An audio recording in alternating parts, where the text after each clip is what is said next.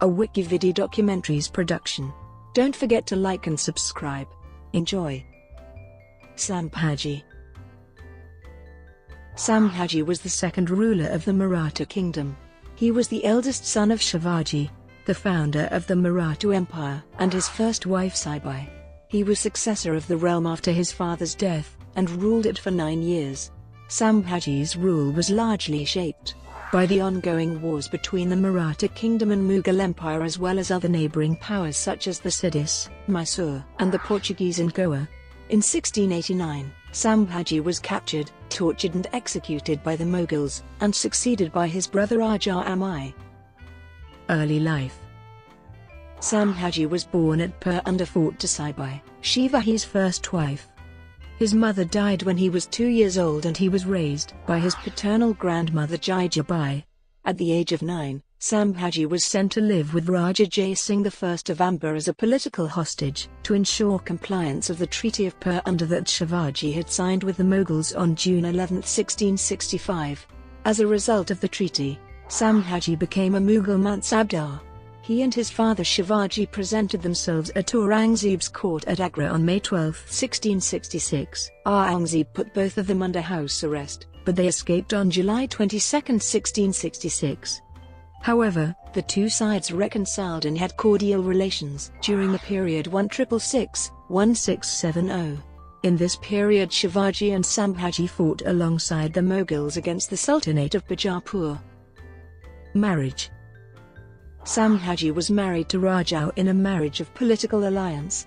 Per Maratha custom, she took the name Yesabai. Jivabai was the daughter of Pailahu Shirk, who had entered Shivaji's service following the defeat of the powerful Deshmukh Rao Rana Sayo Survai, who was his previous patron. This marriage thus gave Shivaji access to the Konkan coastal belt. Sambhaji's behaviour, including alleged irresponsibility and addiction to sensual pleasures, led Shivaji to imprison his son at Panhala Fort in 1678 to curb his behaviour. Sambhaji escaped from the fort with his wife, and defected to the Mughals in December 1678 for a year, but then returned home when he learned of a plan by Dilip Khan, the Mughal viceroy of Deccan, to arrest him and send him to Delhi.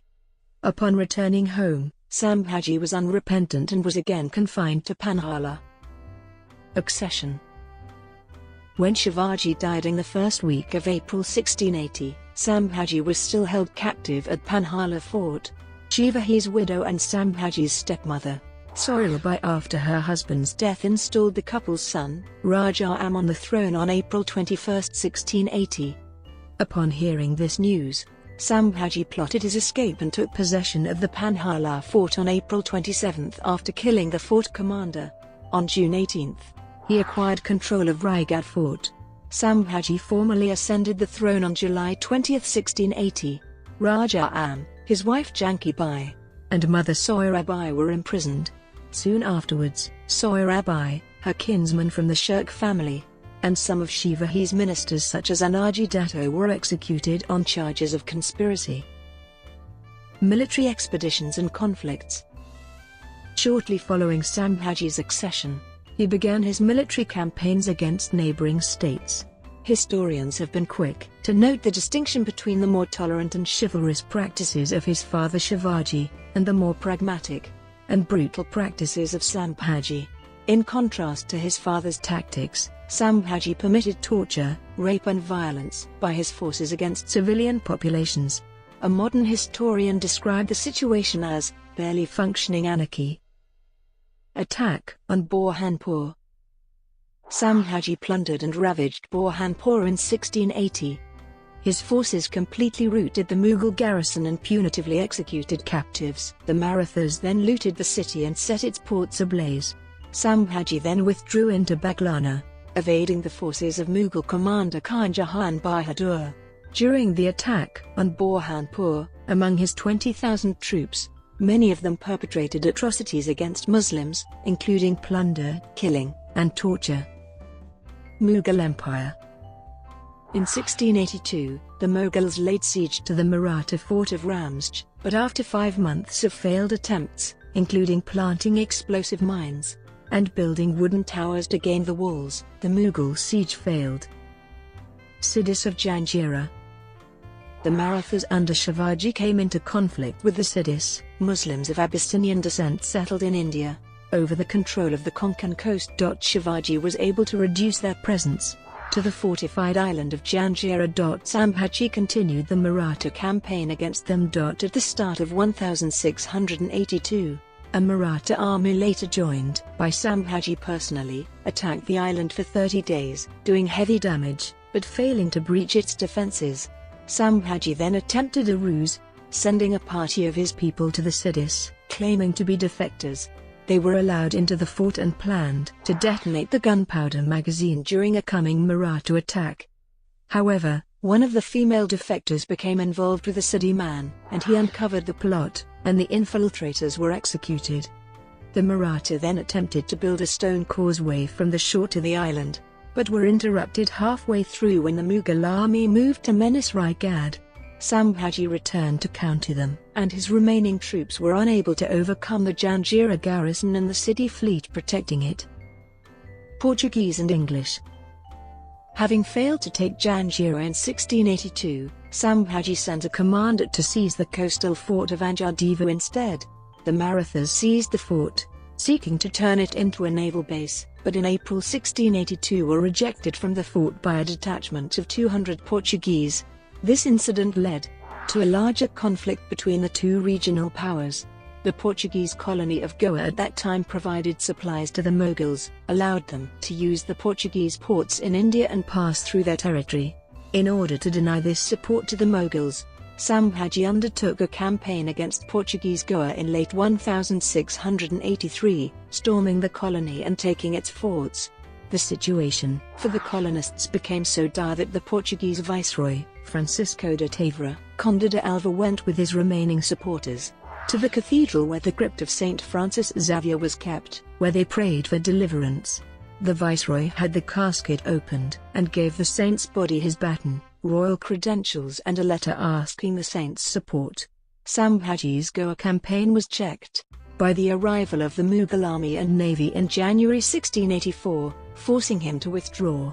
Meanwhile, in 1684 Sambhaji signed a defensive treaty with the English at Bombay, realizing his need for English arms and gunpowder, particularly as their lack of artillery and explosives impeded the Marathas' ability to lay siege to fortifications.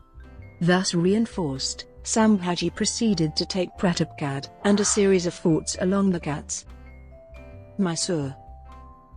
Much like his father Shivaji's Karnataka campaign, Sambhaji attempted in 1681 to invade Mysore, then a southern principality ruled by Wadiyar Chikadevaraja. Sambhaji's large army was repelled, as had happened to Shivaji in 1675.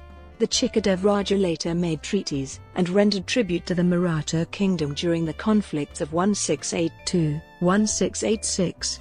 The Chikadevaraja however began to draw close to the Mughal Empire and ceased to follow his treaties with the Marathas. In response, Sambhaji invaded Mysore in 1686, accompanied by his Brahmin friend and poet Kavi Kailash. Capture and execution. The 1687 Battle of Wai saw the Maratha forces badly weakened by the Mughals. The key Maratha commander Hambo Mohite was killed, and troops began to desert the Maratha armies. Sambhaji's positions were spied upon by his own relations, the Shirk family, who had defected to the Mughals.